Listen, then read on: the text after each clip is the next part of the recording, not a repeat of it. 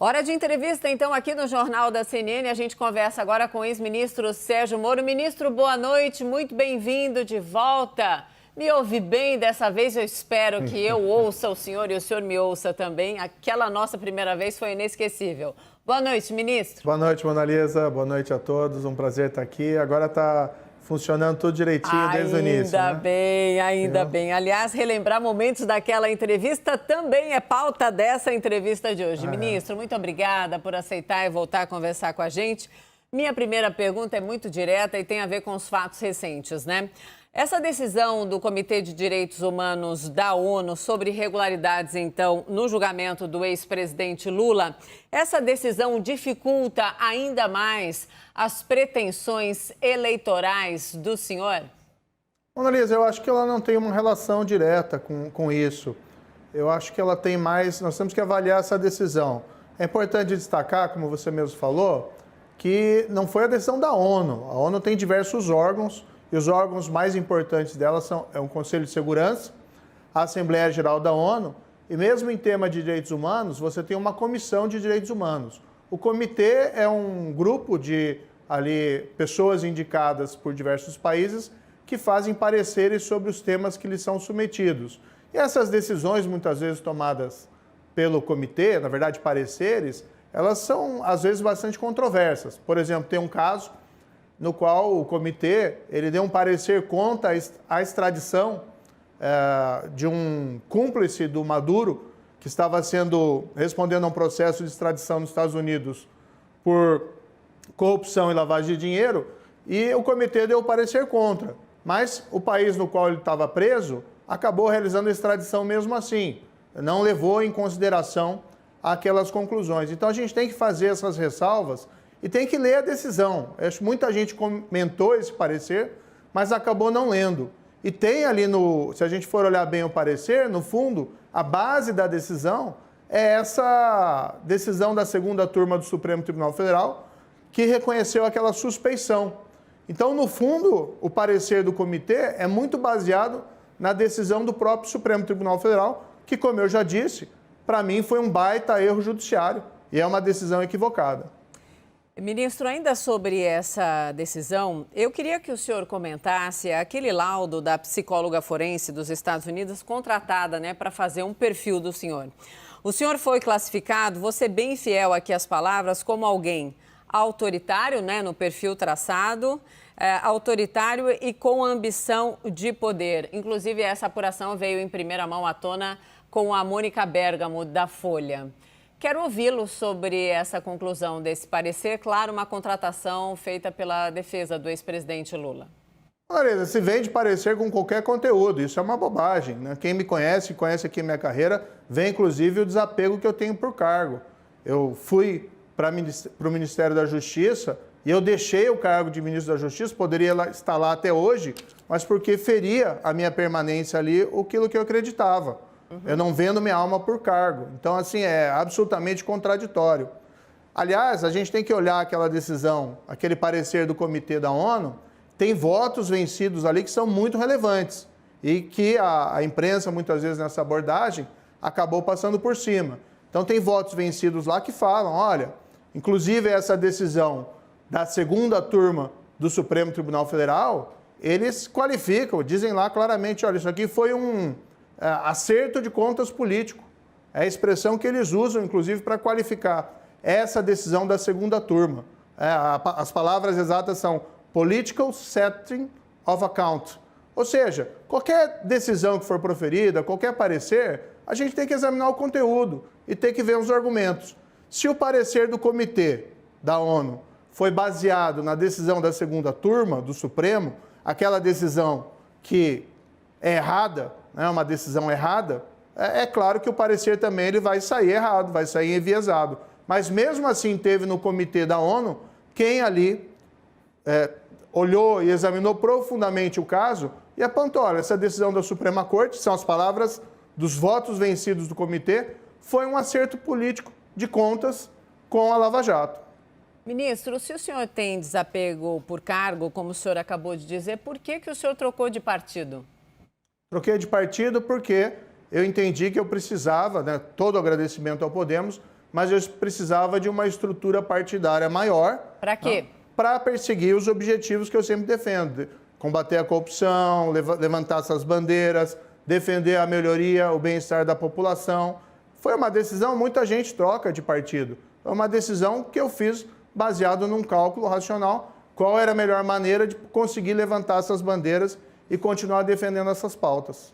Sim, ministro, a gente vai continuar essa entrevista, mas eu já adianto ao senhor e a todos que nos acompanham, vai ter um intervalo no meio, mas não significa esfriar absolutamente nada, é apenas para respeitar o nosso intervalo. Eu já posso chamar agora a Carolina Brígido. Então, Carol, chega no papo também. Carol, por favor. Olá, ministro, boa noite. O senhor, como ministro da Justiça de Bolsonaro, em 2019, o senhor elogiou um indulto concedido por Bolsonaro a agentes de segurança que tinham cometido crimes culposos. Em 2019, isso. Queria saber do senhor se, em relação a esse indulto concedido agora contra Daniel Silveira, se o senhor acha esse indulto também razoável. Carol, a gente tem que fazer aqui uma ponderação. Havia uma tradição de concessão de indultos pelos presidentes anteriores, que era bastante vasta e, a meu ver, muitas vezes gerava impunidade.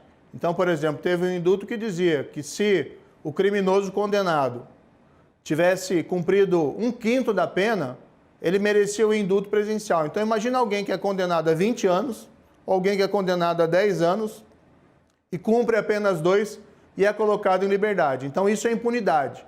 Quando eu assumi como ministro da Justiça, a gente mudou esses indultos e a gente colocou diferente. Vamos examinar exatamente qual foi aqui o motivo da condenação e vamos limitar esse indulto a pessoas que se inserem numa categoria que mereceriam um tratamento ali diferenciado.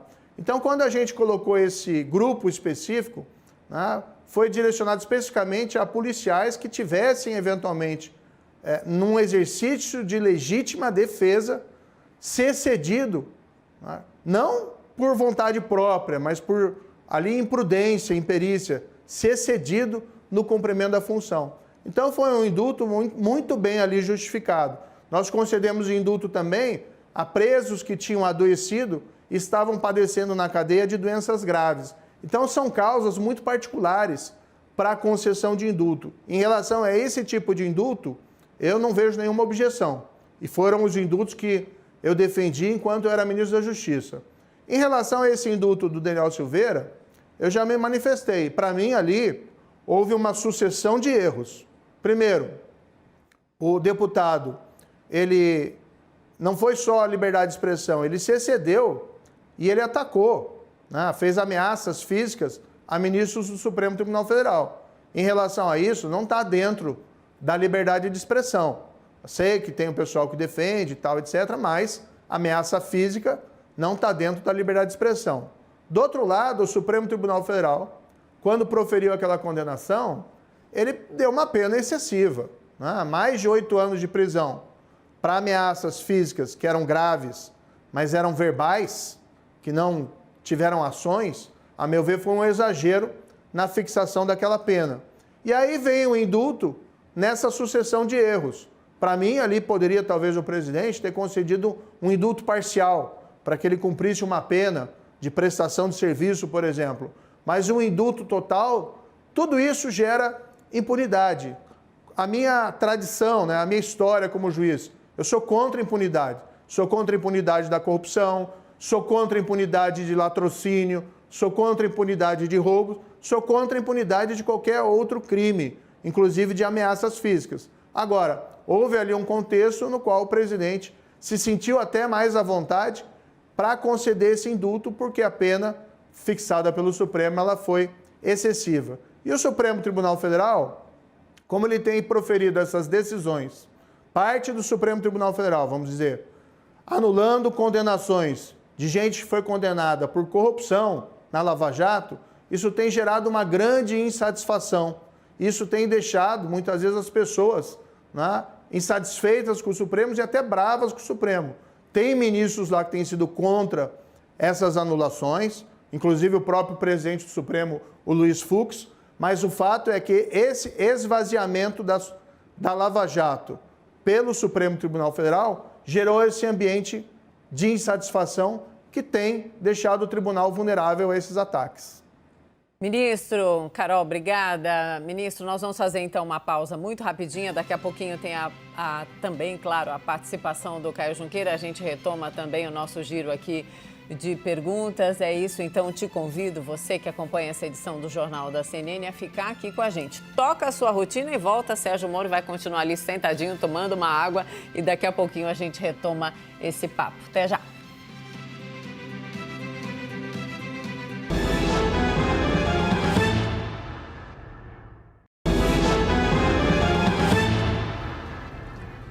Estamos de volta com o Jornal da CNN falando sobre eleições, sobre o cenário eleitoral. Vamos dar sequência, então, à entrevista com o ex-ministro Sérgio Moro. Ministro, agora quem chega no papo é o Caio Junqueira. Caio, por favor. Oi, ministro, boa noite. Ministro, o senhor ainda pretende ser candidato a presidente da República? Boa noite, Caio. Caio, eu fiz esse movimento de ir para a União Brasil exatamente para facilitar a formação dessa terceira via. No meu entendimento, seria importante ter uma unidade para que tivesse um candidato de centro que conseguisse romper essa polarização. Então, eu dei esse passo para trás para que o Brasil consiga andar para frente. Porque o que é importante para mim aqui é a gente levantar as bandeiras, a gente ter um programa de recuperação da economia, de recuperação do emprego, vamos colocar de novo a comida no prato do trabalhador, vamos voltar a combater a corrupção e vamos falar a verdade. Então, hoje, o que nós temos hoje presente, ainda está essa discussão sobre a terceira via. O União Brasil escolheu o pré-candidato, que é o Luciano Bivar, e eu tenho dito, eu sou um soldado da democracia. Eu jogo em qualquer posição, porque o importante para o Brasil é a gente voltar a crescer com crescimento inclusivo e sustentável para atender as pessoas. Mas a gente também não pode abandonar algo que está sendo deixado de lado, que é a integridade na política, que é o combate ao crime. Não só a corrupção, mas o combate ao crime organizado. São essas as minhas bandeiras históricas. Então, isso que é importante para mim. Ministro, mas o soldado da democracia, como o senhor se auto-intitula e autodefine, também está dizendo que a frase do senhor recente, na minha lição de casa, vi essa frase repetida várias vezes, que o seu espaço específico ainda está em discussão. Discussão com quem? Com o seu partido, com o senhor mesmo, com seus anseios? Porque pelo seu partido a toada vai em outro caminho. Olha, Manalisa, sim, passa pela decisão do partido. Eu entrei num partido, a gente não vai entrar no partido dizendo, a bola é minha, eu faço o que quiser com ela. Eu estou no partido, a gente está discutindo internamente qual que vai ser a minha participação, qual que vai ser o meu envolvimento. Agora, eu persisto, eu continuo aqui na política no bom sentido, aquela política que busca sempre o bem comum para as pessoas e não busca aqui interesses meramente individuais ou interesses especiais. Então, o que eu defendo continua o mesmo. Fim da impunidade, combate ao crime, combate à corrupção. Isso pode ser feito de diversas maneiras. Tá? O meu objetivo agora é ajudar na construção dessa candidatura de centro. Como eu vou participar disso? Em que posição? Se vou ser candidato? Eu devo ser candidato, sim, nessas eleições. Isso ainda está sendo discutido dentro do partido e, claro, eu tenho que tomar essa decisão. Para mim, o que importa é poder contribuir com o país. Sim, ministro, eu gostaria de tratar com o senhor também um tema que está em voga, sendo citado por vários pré-candidatos, que é a questão da regulação da mídia. Gostaria de ouvi-lo. Não, quem defende controle social da mídia é o Lula. Eu sou absolutamente contra. É uma forma disfarçada de voltar à censura. Vai ter o quê? Um conselho de jornalistas indicado por partido, indicado por sindicatos para controlar o que a imprensa vai fazer, vai falar, vai transmitir. Vocês da CNN daqui a pouco vão ter aí um membro do partido definindo as pautas do dia e o que vocês podem falar, o que não pode falar. Não, para mim a imprensa tem que ser absolutamente livre nas suas críticas. E às vezes a imprensa é até injusta. Às vezes a imprensa é até veemente, mas isso faz parte da liberdade de imprensa e da liberdade de expressão. É melhor você ter uma imprensa livre do que você ter um governo controlando o que a empresa deve dizer. Agora, a gente tem que tomar cuidado também hoje em dia, que tem muita censura, ou tentativas de intimidação de jornalistas indiretas. Muitas vezes a gente vê jornalistas sofrendo ataques verbais, né, ofensas, que tentam fazer com que o jornalista recue das suas posições. Isso eu acho muito ruim. Desde que eu voltei aqui e me coloquei, né, no Brasil, inclusive fiz discursos nesse sentido, eu sou absolutamente contra ataques de qualquer espécie a jornalistas. A imprensa, sim, merece eventualmente também as suas críticas, tá? Isso também faz parte da liberdade de expressão, mas sem baixar aquele nível de ficar ofendendo o jornalista. E às vezes a gente vê até uma predileção por ataques de ofensas a jornalistas mulheres.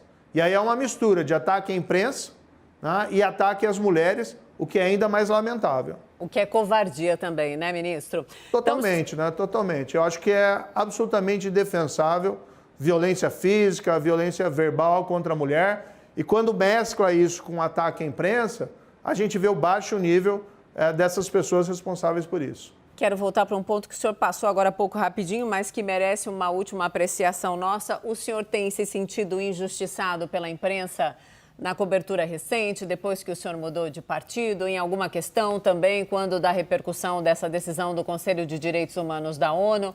Bateu um sentimento assim em algum momento? Não, eu não vim aqui para reclamar não, viu, Mona Lisa? Eu vim para falar a verdade. A questão da decisão do Comitê da ONU, a gente só tem que esclarecer o conteúdo dela, que é baseado na decisão do Supremo, que é errada. Eu não defendo nenhum ataque à instituição Supremo, mas é uma decisão errada. E mesmo se a gente vai examinar lá, você tem os votos vencidos que analisam o caso em detalhes. Eles apontam essa decisão do Supremo, nas palavras dele, foi um acerto político de contas com a Lava Jato. Agora, mais do que a gente ficar olhando para trás, a gente tem que olhar para o futuro. O que a gente defende? O que eu tenho defendido? Fim do foro privilegiado, volta da execução em segunda instância, mais rigor na aplicação da lei. A gente teve esse episódio recente aqui em São Paulo, que chocou a todos, né, de um latrocínio, de um roubo, seguido de morte. Né? Quando você começa a desprezar a lei, quando você começa a ser leniente com criminosos, seja criminoso de colarinho branco, ou seja criminoso violento, é isso que a gente vai plantando. Uma sociedade que fica insegura e a vítima que fica desprotegida. Então, as minhas bandeiras, isso eu mostrei, não só quando era juiz, mas quando era ministro da Justiça, é um combate dentro da lei, mas um combate rigoroso à criminalidade. Isso vale a pena ser defendido em qualquer cenário político. Ministro, muito obrigada por vir aqui nos nossos estúdios, participar da entrevista. Eu digo sempre, não se furtar a responder nada e manter a elegância. Isso é fundamental sempre. Muito obrigada, uma boa noite ao senhor e até uma próxima. Obrigado, Mona Lisa. Sempre um prazer estar aqui na CNN conversando com vocês. Muito obrigada, ministro.